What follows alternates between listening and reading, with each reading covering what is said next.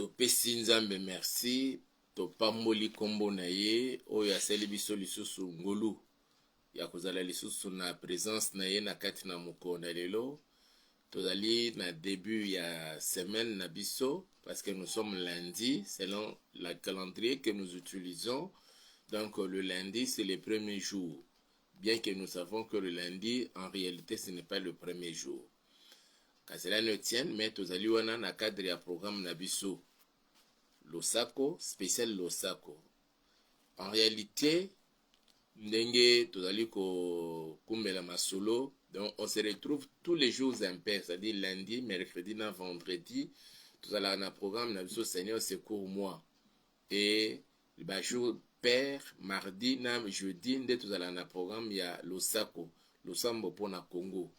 Mais tout spécialement na mukolo na lelo et peut-être toute cette semaine to sepeli que to consacrer ba moment na biso ya kotika na présence ya Nzambe ko bonde la pona mboka na biso. Et ça c'est très important mes frères et sœurs, congolais, congolaises, de père et de mère ou de mère seulement ou de père seulement, mais vous êtes congolais et vous attachez plus d'importance à la RDC, sachez-le bien que ezana mutu mususu te oyo akoki kosala quelque chose pour na mboka na yo soki yo moko te. Tozali na kati na likambo ezali komeli biso na kati na RDC depuis des décennies et tomoni ebandi kozwa ba dimension mususu. Lelo ezali kosenga ba effort ya biso nyonso tout congolais. Il est vrai qu'il y a aussi d'autres peuples qui sont aussi derrière nous pour nous soutenir, pour leur apporter, pour nous apporter plutôt leur soutien. Et à niveau nous surtout, mais c'est surtout à la battu à liboso. Ou c'est toyebako aimer mboka na biso, tous à la battu à liboso, ou toyebako apporter soutien na biso pour na makambo kende malam na kat na mboka na biso. Parce qu'il est question de la guerre. Guerre ezali na ba réalité na yango. Tango ba militaire baza na front militaire, ba politicien bazala pe na front politique, ba tuna bato selon ba domaine na bango. Aujourd'hui, nous voyons même nos joueurs de football et dans d'autres disciplines sportives bazali pe ko amener ba combat dans ce sens-là. N'avons-nous pas vu nos joueurs, nos léopards, sur le terrain, il y a foot. Tout récemment, on a Côte d'Ivoire, na match na bango, il y a demi-finale contre les pays organisateurs de la Côte d'Ivoire. Ils ont fait passer un message très fort par un geste. Et c'est leur façon. Nous sommes d'accord avec cela. Et panabiso ba pasteur bana na nzambe tozape na lolenge na biso ya kobundela mboka ya kat na losambo. J'entends certaines personnes dire que ba pasteur baza pe na lolenge na bango ya kobunda. Quand pour les joueurs nous acceptons que basa la juste wana o basali ya boye, c'est tout à fait d'accord. Ba pasteur pe biso na ngamu na biso ba chrétien tozana lolenge na biso pe ya kobunda ezali na kat na losambo. Je n'ai jamais cessé à couper cet exemple où il y a Moïse, tant bazalaki na bitumbana Amalek. Amalek c'était une ville avec les Amalecites. Moïse a bengaki Josué comme chef d'état-major, alobi sangisa ba militaire. Bokita sur terrain pour na kobunda menga na komata likolo ya ngomba. Yazalaki mutezo amandoki ake no kobunda, lui il est monté ana likolo na ngomba ko bondela nzambe. Donc ngemo ko pepiso tali ko sala lelo oyo boy. Pendant que nos militaires bazali kona na front, bazali ko bunda pona ko récupérer d'abord tous les territoires ya mboka na biso, ya mabele ya mboka na biso ezali sous occupation ya ba M23.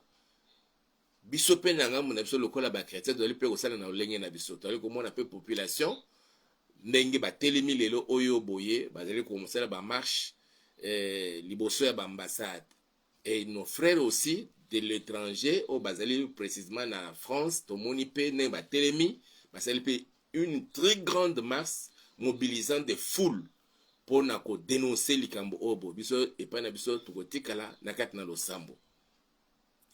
Voilà pourquoi nous invitons tous les chrétiens que cette semaine encore, toute la semaine, peut-être oui, mais nous tokotikala na se na makolo na nzambe pona kobondela nzambe kosenge pa na nzambe loboko na eza likolo na mboka na biso. Alors yango tozali kobondela nzambe tozorekomande moment oyo na maboko na nzambe molimo na nzambe kamba biso baange na nzambe bazala na biso na bandako bisika nsusu tozali connecté na programme oyo molimo na nzambe ezala likolo na biso tobondeli na kombo na Yesu Kristo yawe toye kokumisa pe kopambola kombo na yo toye kosanjola pe konetola monene na yo pe kokumisa kombo na yo mobateli malamu ezali yo obateli biso pendant tous ces week-ends te petala lisusu na lelo na ebandeli ya semaine oyo na lundi ya lelo obendi biso lisusu na scène makolo na yo osangisi biso moi ainsi que tous mes frères et sœurs o bazali connecté na kati na programme oyo topesi yo merci mpo na ngulu osali biso seigneur ya kozala lisu liboso na kiti na bokonzi na yo mpe tozongisi moment oyo na kati na maboko na yo nzambe esunga ete na bandako nyonso tu mpe bisika nyonso bana na yo bazali connecté na programme oyo mokonzi molimo na yo kokamba biso baange kozala na biso elongo et surtout bomba biso na se na ngolu na yo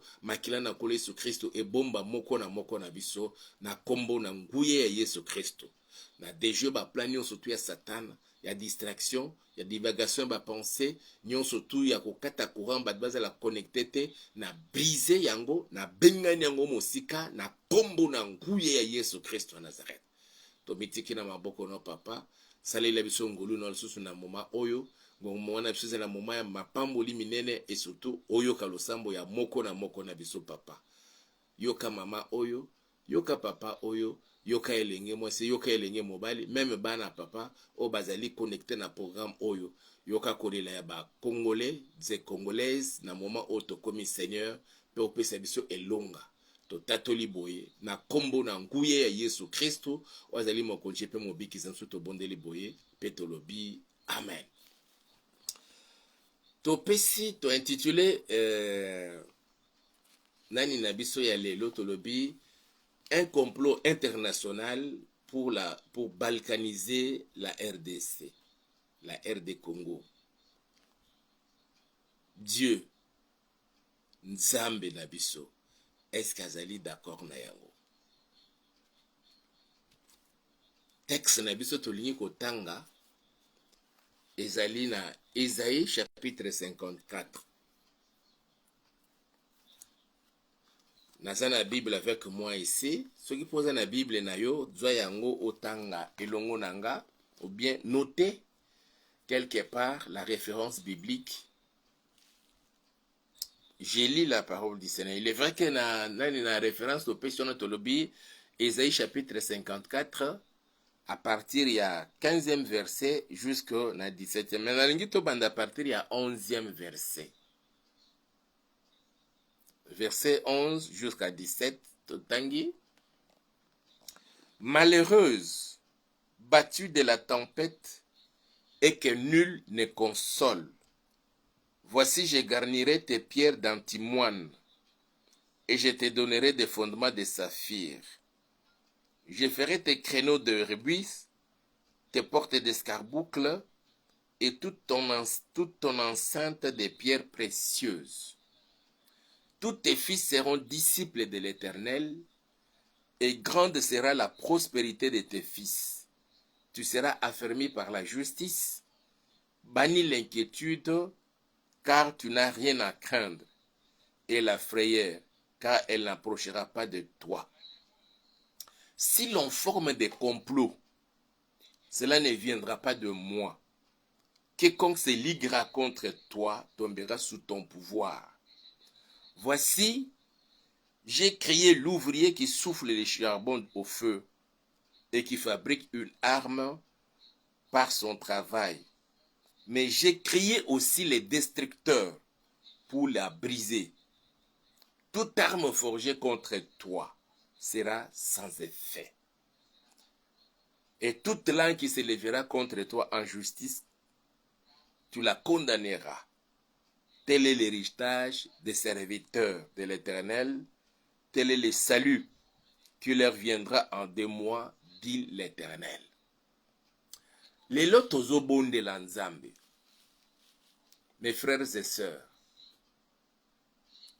il est déjà établi très clairement, on n'a pas besoin ya kolata ba lunette pour nato makakomona yango malamu kaka na misu boye na koyoka na sango pe na komona ndenge makambo ezali kosalema tozali ko comprendre que mokili mobimba balingi RDCT et surtout ba mindele o tokumisaka o ba mingi bazwaka lokola modèle bazali koloba ke ba mindele bazali honnête bazali sincère bazali bato moko franc soko zali ko collaborer na bango ils sont vraiment sincères et ils sont toujours des hommes de parole comme on a l'habitude de le dire en français. Mais aujourd'hui l'on comprend ba vrai miyibi ba vrai bato lokuta ba bomi minene eza bato wana mindele. Et tous les conflits armés dans le monde entier, mes frères et sœurs, sans risque de me tromper, je dis bien tous les conflits armés dans le monde entier, c'est l'œuvre boutiquée et très bien boutiquée par les Blancs.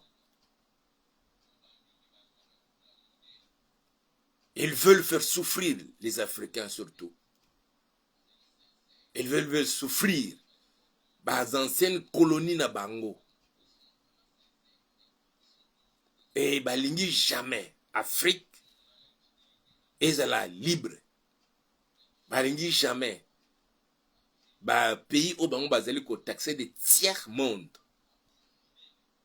Bazala développer. Ba atteindre niveau ya bango. Et devant une telle réalité, mes frères et sœurs, nous devons quelque part nous révolter.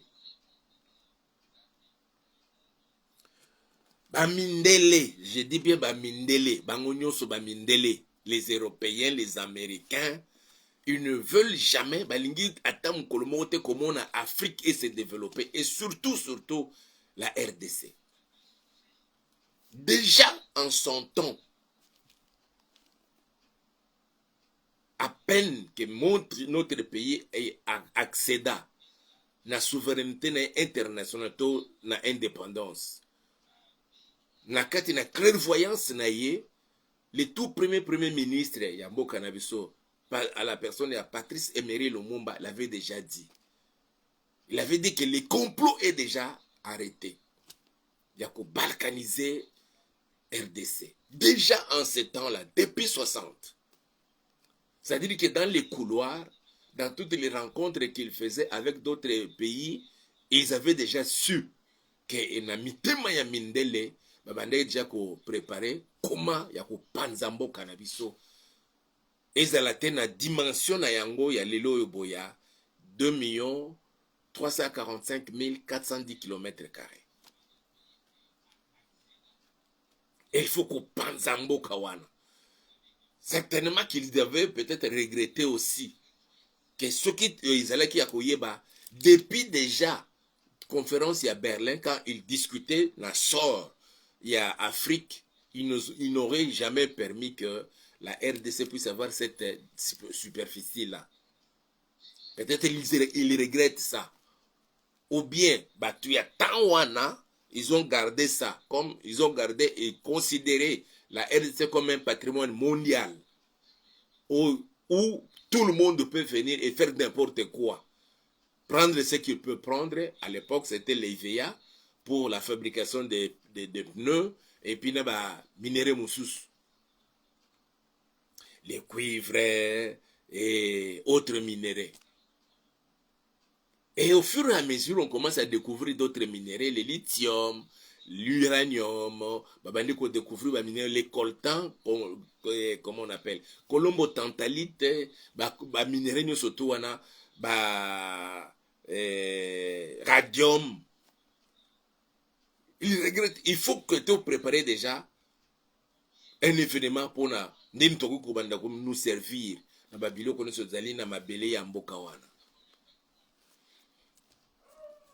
Ils ont préparé cette histoire-là à Rwanda. et na Rwanda baponi peuple nilotique Tutsi, et aussi ils ont pris goût déjà en 1962 Tutsi, les intellectuels Tutsi en ce temps-là basanganaki pour élaborer un plan ya dynastie Tutsi pour koyeba nini ya kokata parti ya Kivu ekoma ya bango ba fonder empire Imatutsi. Mais le Seigneur n'a pas permis et ne permettra jamais cela. C'est pourquoi tu dis qu'est-ce que Nzamba est d'accord. Aza jamais d'accord. Pas qu'on soit jamais d'accord. L'issue ya Nzambe bien avant que Yonanga Tobotama. Ils allaient qui déjà na kati na mboka oyo. Ces pays, la RDC, la République démocratique du Congo, et ponama et pas na Nzambe. C'est pas pour rien. Nzamba tchaba biloko no sotuana. Na kati na mabeli ya mboka na biso. C'est pour un but. But d'abord, ils ont Nzambe, ils ont américain té, ils ont français té, ils ont anglais té, ils ont belge té, ils ont allemand té, ils ont tout té, ils ont tout té, ils ont d'abord Nzambe.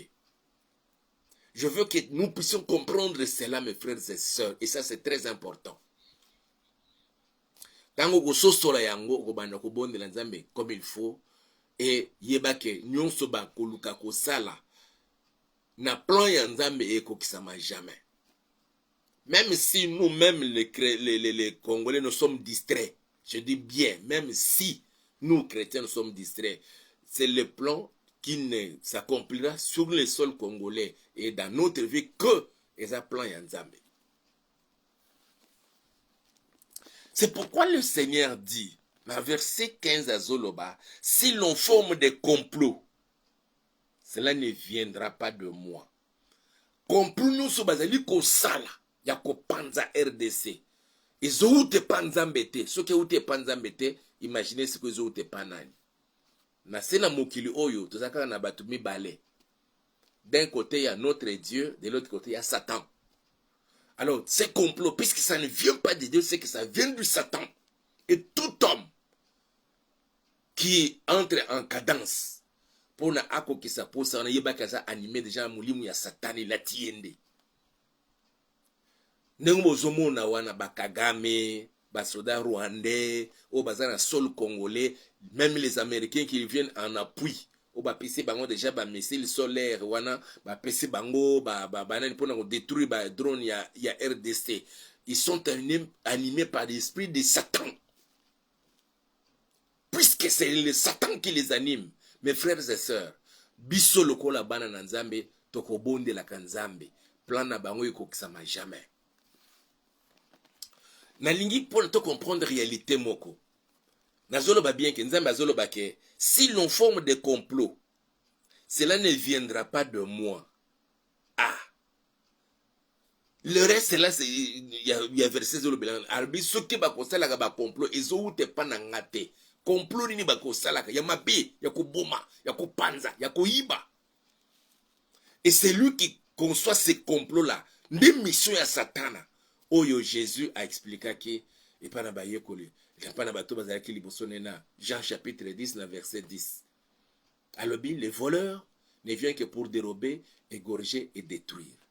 Mais moi je suis venu afin que mes brebis aient la vie et qu'elles soient dans l'abondance. Koboma, koyiba, kobebisa, et ça œuvre à Satan. Tout homme sur la terre, femme, homme, obazali na kati na musala wana ya koboma, ya koyiba, ya koyibi, ya kobebisa, bazaba na Satan, et ils sont dans le complot de Satan. Mais yo kanga, ta on a zolo baki nzamba ko permetaka jamais, ba biloko na bango kokisama. Qu'est-ce que le Seigneur dit? Nzambo to sambela zolo banini. Bible zolo banabi sobo. Et puis je m'arrête là, on va vraiment prier aujourd'hui. Et beaucoup prier. À la fin, moi je vais prier pour vous. Pour que mon Dieu bénisse cette semaine et vous bénisse aussi. Apocalypse chapitre 12. Et ça c'est très important, je veux que nous puissions comprendre ça.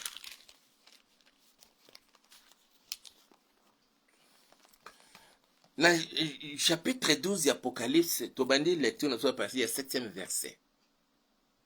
La Bible dit ceci. Et il y eut guerre dans le ciel. Michel et ses anges combattirent contre les dragons. Et les dragons et ses anges combattirent. Mais ils ne furent pas les plus forts. Et leur place ne fut plus trouvée dans le ciel. Et il fut précipité. Le grand dragon, le serpent ancien, appelé le diable et Satan. C'est lui qui séduit toute la terre. Il fut précipité sur la terre. Et ses anges furent précipités avec lui. Et j'entendis dans le ciel une voix forte qui disait, maintenant le salut est arrivé, et la puissance et le règne de notre Dieu, et l'autorité de son Christ, car il a été précipité, l'accusateur de nos frères, celui qui les accusait devant notre Dieu jour et nuit. Ils l'ont vaincu à cause du sang de l'agneau et à cause de la parole de leur témoignage. Et ils n'ont pas aimé leur vie jusqu'à craindre la mort. C'est pourquoi réjouissez-vous, cieux, et vous qui habitez dans les cieux. Malheur à la terre et à la mer, car le diable est descendu vers vous, animé d'une grande colère, sachant qu'il a peu de temps. Texte Oyezolo Belabiso Makamomoko. Mes frères et sœurs, je voudrais que tu comprennes Yango. Et quand je vais prier pour vous, et quand nous allons aussi prier pour nous, chacun pour sa part, na lingi okota na dimension on a lingi na memayo nanga na mukolo ya lelo et dans la suite des temps. Na zolo bela RDC, mais na zolo bela pe en même moment vina yo nanga na sena mokili o to bundisa mingi. En réalité ko zala na vie ozana ngwana te. Otangi osilisi classe ozo salape ozo apé salaire na yo pona ba o bazo sala bazo za salaire ezala ba msusu pe ba sala loko moko te ozo bunda bunda na ndenge ozo bundela wana.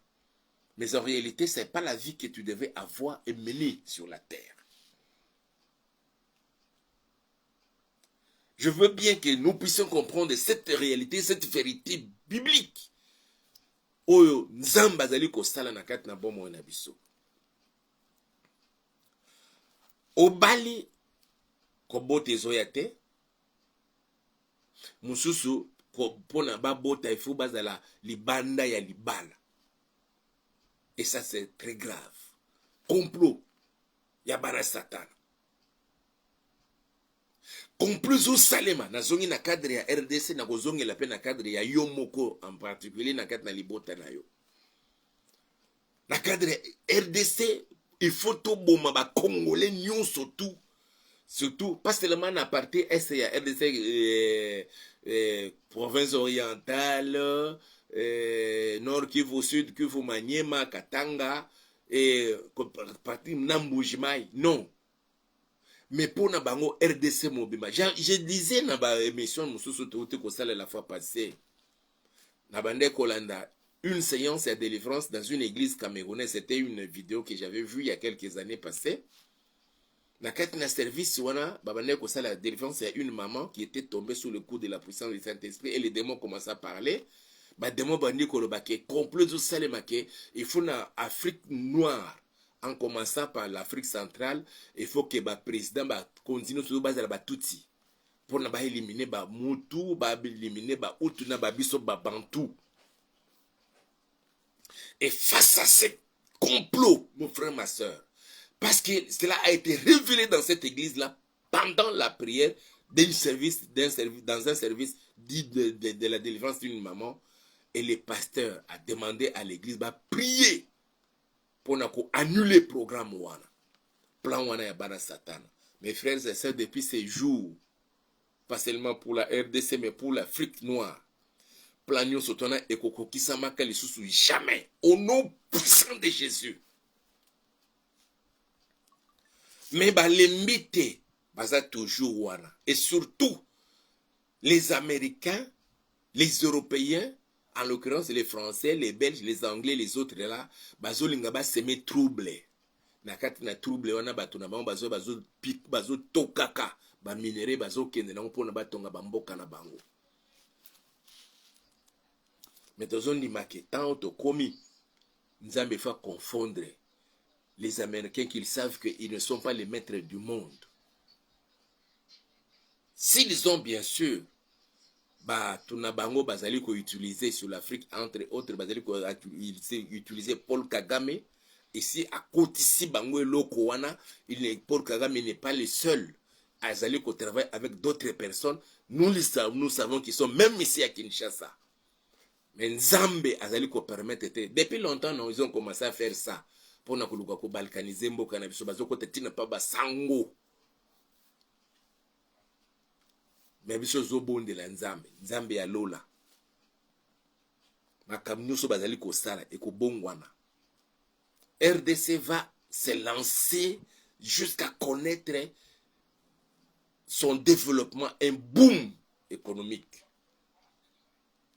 Dieu a dit, Nzamba lobby, na ba porte ya RDC banda ko se bousculer pour na koluka koya ko investir. Banda ko senga na gouvernement na zone mbongo nanga 5 milliards, 10 milliards, autant de milliards pour na ko investir en RDC. Les pays du monde et des grandes des multinationales, ils viendront pour investir dans ces pays. Mes frères et sœurs, nous sommes à quelques pas ya ko vivre yango.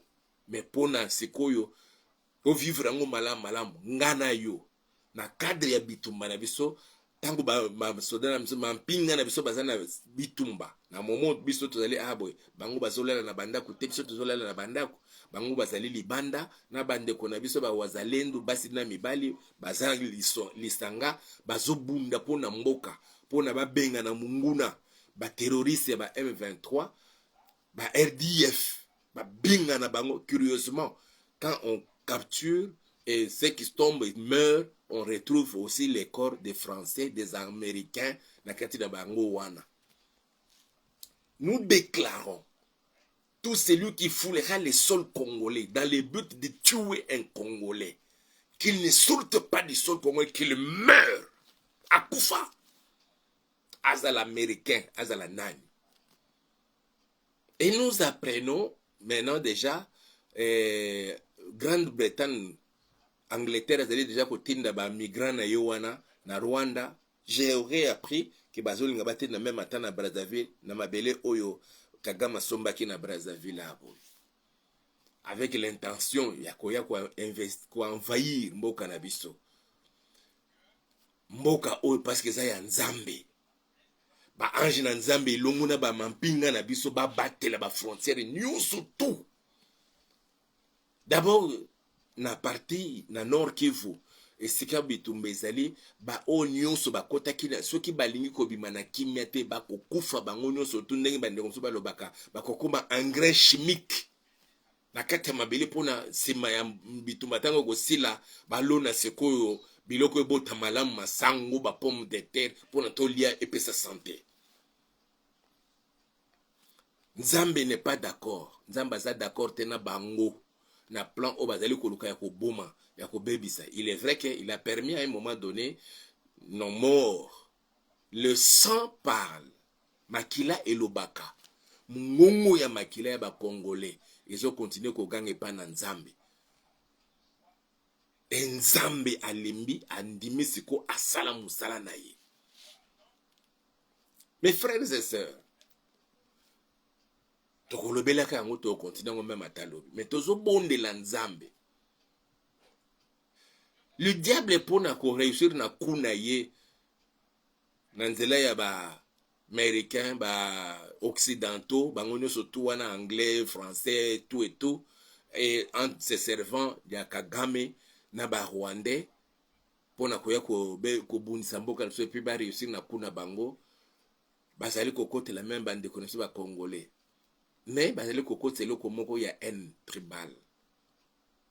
Je vais un jour, peut-être demain ou après-demain, parler de ça. Dans les nimes to bon de la Nzambe na poni loko wana ya haine tribale wana. c'est comme si tala biloko ba mindele o basala ki tang ba yena mboka na biso tolobela yango kaka mais parce qu'il faut to prier batia eloko na kati na mitema ya bato tous les Congolais ya kolobaka ete mulu bazali tribaliste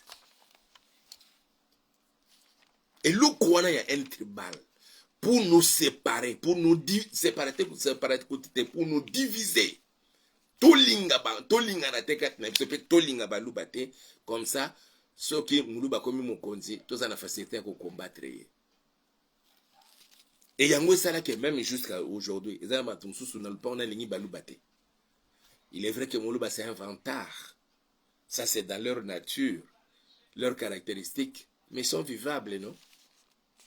Il faut tout bon de la nzambe tout teleme la mulimu wana ya un tribal, ya tribalisme to benga na yango na sol congolais et après to ko bonde la bama pinga na biso babunda bango moko te mulimu na nzambe tambola na bango en commençant na VPM où ils allaient s'occuper na défense, le chef d'état-major il y a armée, commissaire général il y a la police nationale, surtout ba o bazali affecté kuna na Nord Kivu dans na ba province union surtout ils allaient placé sous na état il y a na régime spécial il y a état de siège kozong sa bango surtout na maboko nzambe mais surtout bazo bunda ba wazalendu ba bunda ba rwandais ba kufa et tous ceux qui sont avec les rwandais les ougandais ba américains ba kufa ba arme na bango panzela menela bango kuna na Rwanda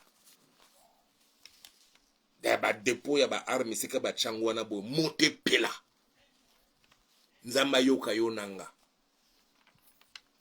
tozo bonde la nzambe okangi meso na tozo yebisa nzambe tozo pesa na nzambe merci pona azo pesa biso makasi et surtout cette détermination cet élan de patriotisme oya botisi na kati na mitema na ba congolais aujourd'hui les congolais tokobandi ko sangana quand même biso surtout pour une seule cause ya ko bundela mboka na biso et là on est bandi na Kinshasa tomoni batu na ba congolais na diaspora en grand par des milliers c'est mobilisé pour na ko bundisa ko dénoncer complot contre mboka na biso tozo bonde na nzambe pona ko pesa nzambe merci pona yango pe ko yebisa nzambe cette détermination to kenango tina suka jusqu'à ce que nous puissions trouver le gain de cause na situation zali ya biso to pesa na nzambe merci to bondeli na kombo na Yesu yawe te ko kumisa pe ko pambola kombo na yo na ngolo osali biso Seigneur o komisi biso na kati na mokona leo permettre tous aller ensemble na sena makolo na yo ngai na bande ko nyonso bazali connecter na kati na programme o yawe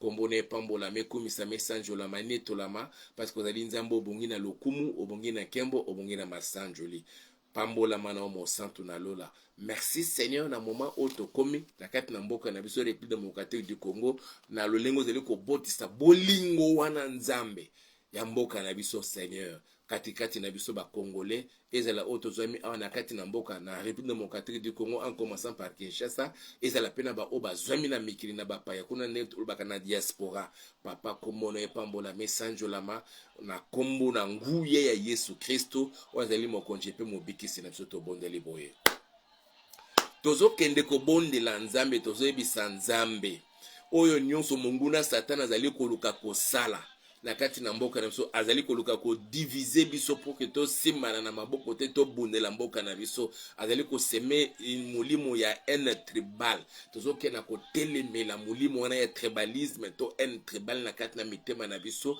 et surtout que etali ko tia même bamsu bayina bandeko na biso ya baluba na Kasai tozo telemela yango tozo benga na yango mosika na biso na kombo na Yesu Kristo senga nzambe acha biso bolingo wana ya kolinga na kati biso ba congolais surtout na ba tribu na biso nyo surtout et surtout na ba groupe nyo surtout linguistique na ngambo baluba na ngambo ba Congo na ngambo ba Swahili na Bangala nzamba tia bomoko pe bolingo na kati na biso to bondeli na kombo na Yesu Kristo yawe to pusani liboso na yo merci pour na moment o nazoke na ko telemela mulimo nyo surtout ya tribalisme o satana liko semer na kati na mitema na biso pona nzela nango a diviser biso toyinana et surtout koyina bandeko na biso ya Kasai o babengi baluba na telemeli molimo wana na bingani yango mosika na biso ezo esika lisusu tel Seigneur na kati na mitema ya peuple congolais quel que soit Seigneur c'est que nous sommes Yahweh na chasser molimo wana na brise puissance nyonso tu ya division na kati na biso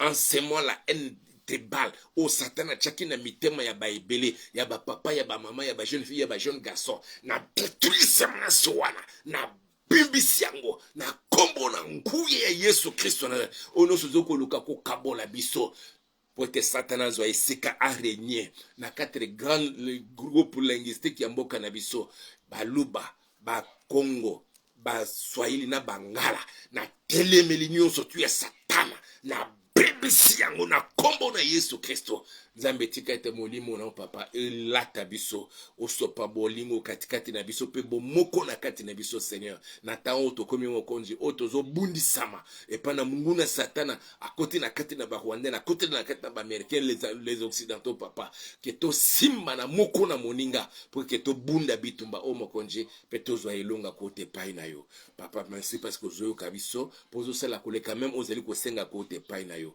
na kombo na nguye ya Yesu Kristo ozali mokonzi pe mobikisi na soto bondeli boy opambolama okumisama osanjolama onetolama na yo yo nzambo obongi na lokumu obongi na nkembo obongi na masanjoli mosusu lokola yo azali te yawe na kombo na nguye ya Yesu Kristo Nazareth kuma masanjolama na yo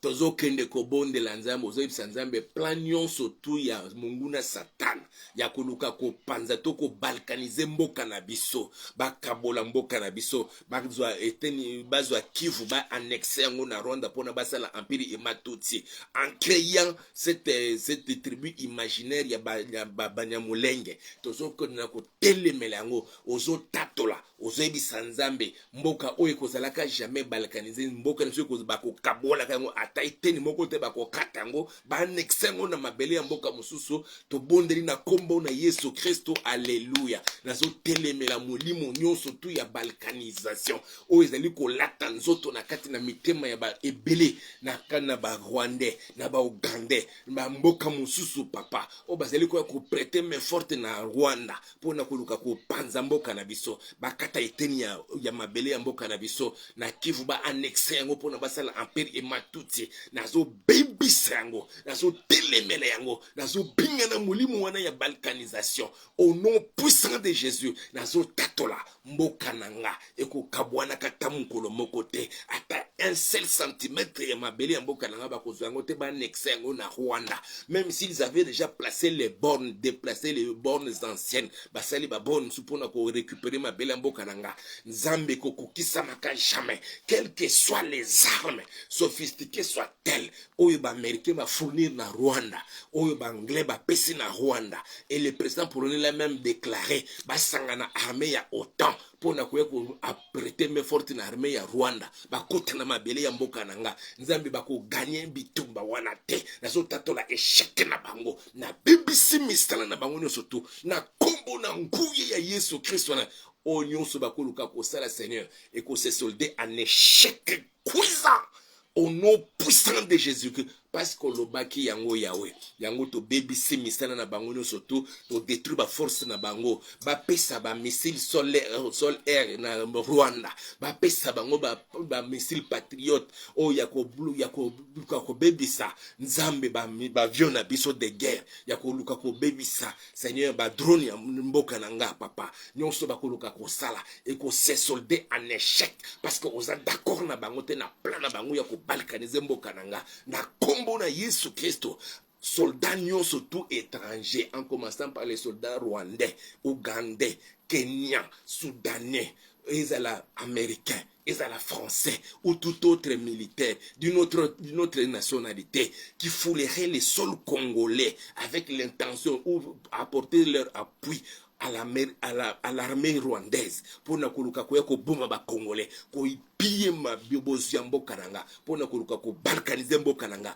nzambe ba oyo wana soki ba bimi na bango moko te qu'il se transforme en engrais chimique arme nyonso Nzambe ezala ba wazalendo, ezala ba FRDC, ekokende tina direction na bango, eboma bango, bakobima oya kokufa, na kombo na Yesu Christ. Mabele o pesi biso Seigneur, tu avais permis, oh Dieu, que biso tozala na mabele au Père Tout-Puissant, que nous soyons ces peuples-là qui a migré jusqu'à se retrouver sur la RDC, sur ces sols de la RDC, Seigneur, au Père, avec les peuples les autochtones, les toits. Parce que depuis la conférence de Berlin, Bakabolam Afrique, Peba Pesta Biso Nzambe to récupérer ma belle, il y a 2 345 410 km². Ma belle au Mokonji Bako Kataka yango jamais ba nexer yango na Rwanda, ni na Uganda, ni na autre pays. Ba utiliser Angola. Ba utiliser Congo Brazzaville, ba utiliser Centrafrique, ba utiliser Zambie, ba utiliser Tanzanie, ba utiliser Burundi, ba utiliser Uganda, Kenya, ba utiliser Soudan, ba utiliser tout autre pays frontalier à RDC. Nzambe, ils vont connaître l'échec au nom puissant de Jésus-Christ de Nazareth. Yoka lo sambo ya basali na yope ya bana no papa. O bazali kotombola maboko na bango liboso na mokonzi na bikamwa. Yawe papa yoka kilo sambo ya Moïse. Opesa ki makasi na Josué. Yoka lo sambo na nga.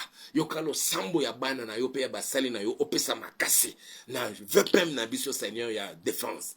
Jean-Pierre Bemba. Opesa makasi Seigneur na chef d'état-major ya FARDC. Kese mosene yo Christian Chiwewe na adjona ye Seigneur Chiko Chitambwe. Opesa makasi Seigneur na ba ono so bazali komikuna na Nord Kivu. Ezala obazoami na Ituri na deux provinces où ils allaient sous état de siège et surtout na Bituma où ils ont mis kuna sene na Nord Kivu. Opesa makasi sene na mampinga na biso surtout et surtout na bande kona biso ba wazalendo. Zambe obandimi batiki mabota na bango, batiki bana na bango, mansu batiki basi mansu batiki mebali, bandimi bakende ko bundela mboka papa. Nzambe ba bomba manakati na loboko no mokonji. Nyonso ya Mungu na Satana ezwa bango te Seigneur. Lisasi moko te ba Rwanda ezwa bango Yahweh. Lisasi moko te ba Américain ba Français ezwa bango papa. Ba batelama na loboko no papa. Ba bunda jusqu'à ce que ba bimisa Mungu na mabele ya mboka la oya ko sanctité akufa. Koya na mabele oyo akoma engrais chimique sur ce sol au nom puissant de Jésus. Nzambe pesa makasi ba récupérer toutes les localités jusqu'à récupérer Bunagana totalement, Seigneur notre Père. Oh Yahweh, toko kumisaka kombo na yo. Toko sanjola kayo mokoni moko toko yo kakaete ba récupérer mabele nyonso tout Seigneur. Na kombo na nguye ya Yesu Christ de Nazareth. L'Amérique qui pousse les Rwanda, Seigneur.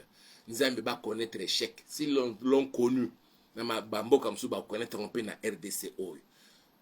Na kombo na Yesu Kristo opambola mokumisa mana yo. Na lingi kozongisa mokonja mboka.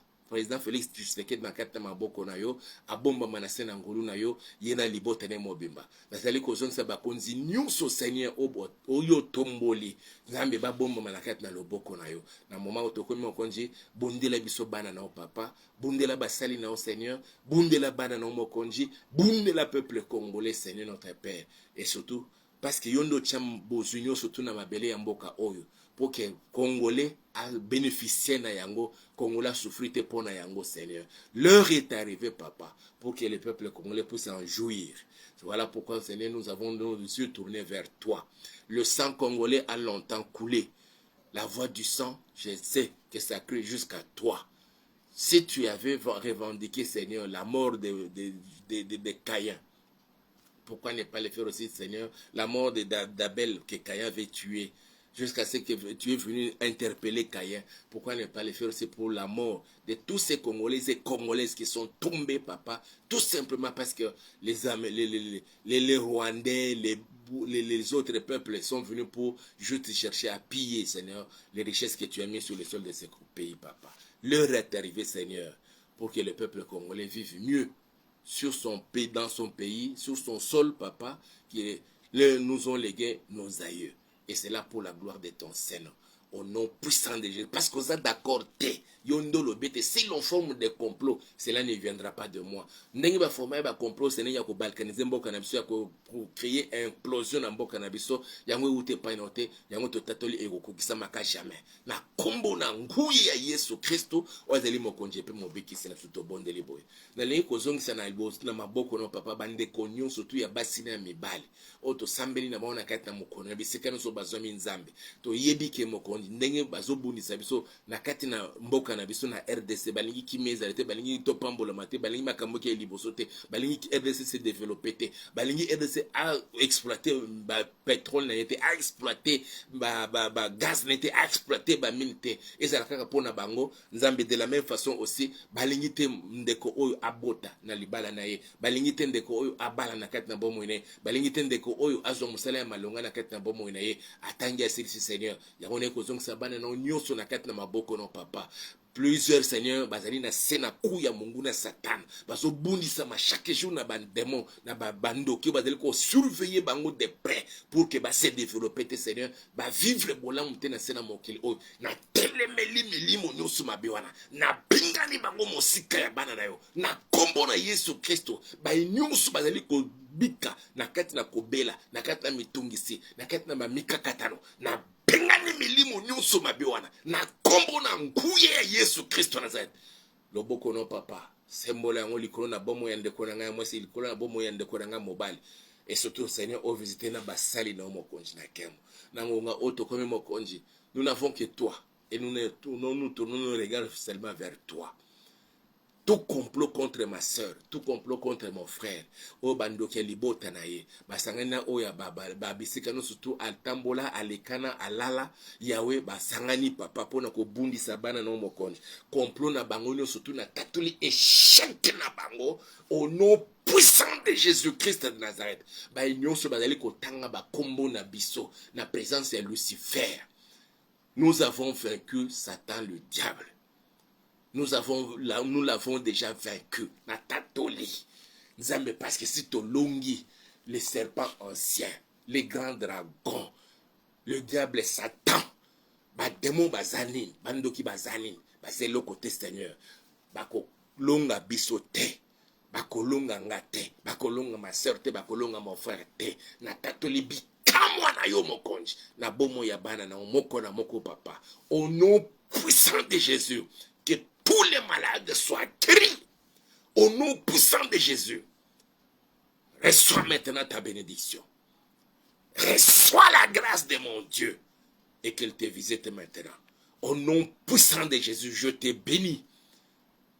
Et je bénis ta journée et ta nuit. Que tu vives le bonheur, la grâce, la bénédiction de mon Dieu. Au nom puissant de Jésus. Y compris moi-même papa na banda kuna biso na mabota na biso bomba biso pe batela biso pe pambola moko na moko papa misala e pambola banda kuna biso pambola mabala na biso pambola mabota na biso pambola bana na biso ba pambola na kombo na Yesu Kristo memba obaza na kati na koma Nzambe parce que ndeko na ye alandi losambo oyo nazali kopesa mitundo babima na koma bazonga na bomoy. Au nom puissant de Jésus, to bon de liboye, petolobi, amen. Zamba pambola yo zalaki en direct na biso, poko zalibaku ya kolanda biso, to vivre le boko na Nzambe, peto kutani lobi. Nous continuons toujours garder rythme wana. Il y a des choses telles que nous apprenons dans les médias tout et tout, ce qui se passe là-bas, ça nécessite vraiment que tout est dans la présence de Nzambe, et c'est là pour la gloire de notre Seigneur, au nom puissant de Jésus. Tokobonde de la lobby pour na batu ya snel. Donc, msalama bemingi. Kobo sanate ko like, ko sepela ko like ba vidéo, to bo s'abonner na chaîne na biso, bo partager peu ba vidéo oyo. Et que vous allez vraiment malamingi pour Nabiso et surtout pour nous permettre de que nous soyons sécurisés et pas bloquer sauter na ba réseau yo pour continuer toujours à servir bino comme il faut.